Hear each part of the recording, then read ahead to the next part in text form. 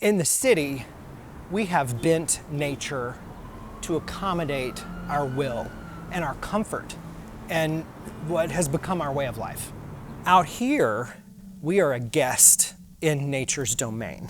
One way of putting that is, you come out here and you see these mountains, and they've been here for millions of years, and they're gonna be here for millions more. When you're sitting literally in the shadow of these mountains at sunrise, you can't help but think that this human moment that we have is so infinitesimally small. All of a sudden, there's a different perspective on the things that are stressing you out, right? How much money's in your bank account, what your boss thinks about you, all these other things, they may be important, but these mountains don't care.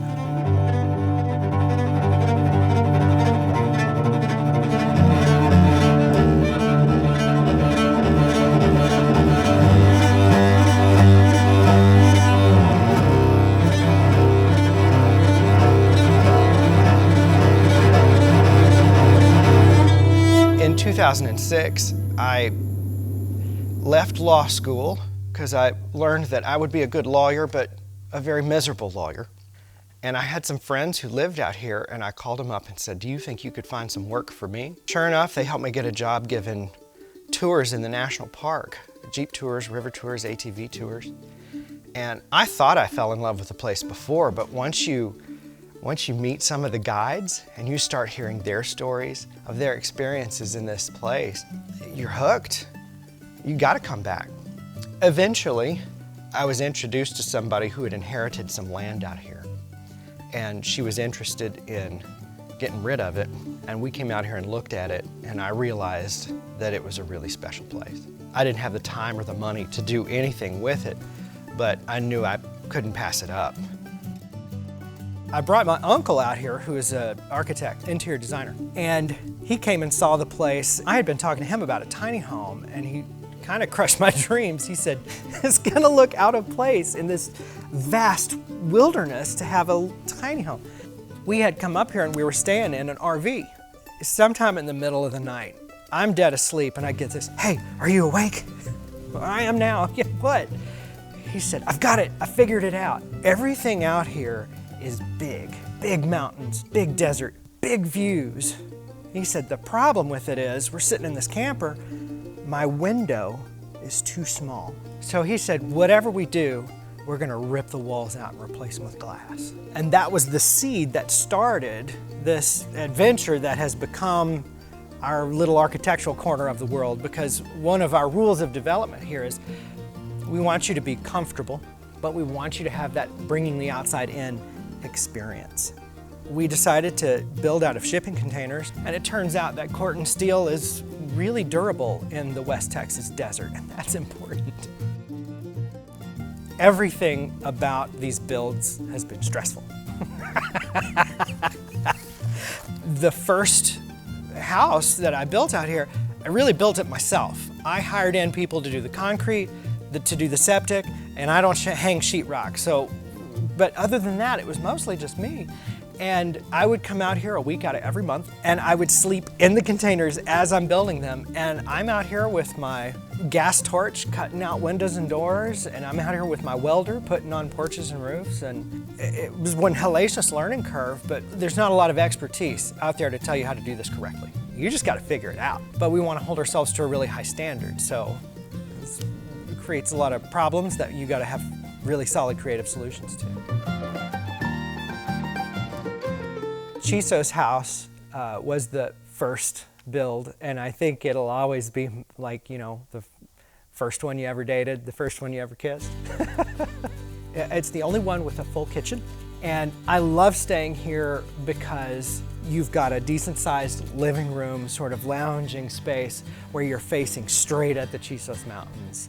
And you can sit inside on a hot day or a windy day or a cold day instead of being on the porch and really soak up that view whether you're inside or out.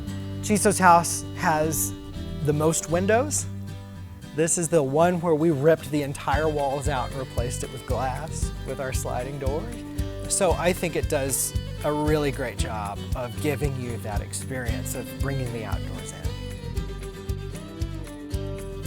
One of my favorite things to do is to drive up into the Chisos Mountains, into the basin, which in the national park, it's a paved road. You can drive your car up in there. Some fantastic hikes that take you from the basin up to the very top of the Chisos Mountains. There's 117 miles of Rio Grande in the national park. And from the tip of Emery Peak, you can see almost all of it because where it comes into the park is Santa Elena Canyon. That's easy to spot. It's just incredible to think of how much land you can see in that one place. 248 House is our double king suite. This is a hotel room that has 2 king beds, a kitchenette, a full bathroom, and the most amazing view you've ever seen. It's a set of 2 shipping containers, and one of them is cantilevered off the side of the cliff. The view is facing the west and the mountains in Mexico, and a lot of people have the 248 House as their favorite because when you're sleeping in that bed off the edge of the hillside with all those windows and you're looking down into the canyon below, it is a truly unforgettable experience. Mariscal House is the one at the very end of Fossil Knob Road, and people love it because there's nothing in front of it. It has a king bed, a kitchenette, and a living area. All of our houses have a kitchenette, a fire pit, a grill outside, and indoor-outdoor dining. We want you to be able to have that glamping experience where you can come and have your s'mores by the campfire and then go inside in the heated and air-conditioned comfort and sleep in your king bed with really nice sheets. Here in Terlingua, we love to sit and watch the sunsets. It's an event, right? But that's really sort of the opening act because we're under Class 1 dark skies, which means we have protections in place against light pollution. And if you're even remotely into astronomy, this is the trip of a lifetime. This is a bucket list destination. It's also another way that this place reminds you just how infinitesimal you are, just how small you are, and how insignificant your problems are in the grand scheme of things. Each one of our houses also has red up-firing night lights outside so that we can provide enough light for you to see, but red light is the least likely to interfere with your night vision. A lot of people say Rainbow House feels the biggest. We have these big double doors that you open up and you walk through the galley kitchen and then you're in the bedroom. So you can be in bed and have an entire wall that faces the national park open in front of you. Rainbow also has the largest bathroom, which for some people is really important. It's a really comfortable, cozy place. Rainbow House has, I think, the best sitting area to cozy up with a drink and get lost in a book with a killer view all day long. Buena Suerte is our newest house. And one of the things I love about Buena Suerte is when you're lying in bed, you have these 2 huge picture windows, one to the side and one in front of you looking straight at the park. And so if you're a fan of early rising with sunrises, this is the house for you because you're gonna get it square in the face right when you wake up, right in the kisser, there's the sunrise. It gives you the best view of the Chisos from the comfort of your bed, hands down. Buena Suerte is the 5th house that we've built. And with each one that we do, there's an evolution of, we get feedback from our guests about things they like and things they think we should do differently. We learn more about the best ways to build out of shipping containers. And so it really is the pinnacle of our experience and our guests' experience to make it the most comfortable, safest, longest lasting, durable, sustainable house that we've built to date.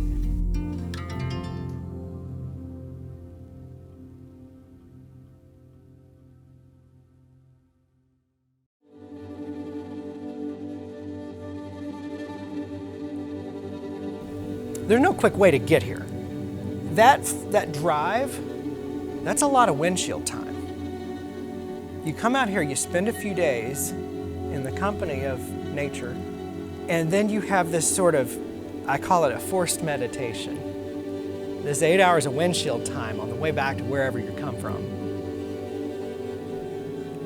And you start thinking like, maybe there's some changes I need to make. Maybe my career is not what I really signed up for. Maybe this isn't what I want to be when I grow up. And I've heard other people say, you know what, it was because of a trip to Big Bend that I decided to quit my job and go do this, or that I decided to propose. So there's something magical about this place and the fact that it's where it is, and that it's a place that time almost forgot, and we have the privilege of experiencing it, even for just a weekend. It has the power to change you in really meaningful ways. I hope that you can come experience it yourself in person soon, because no matter how incredible our video and photography that we can show you is, it doesn't hold a candle to the experience in real life. And I hope, for your sake, that you get to experience that yourself sometime really soon. And I hope you get to do it here at Fossil Knob Ridge.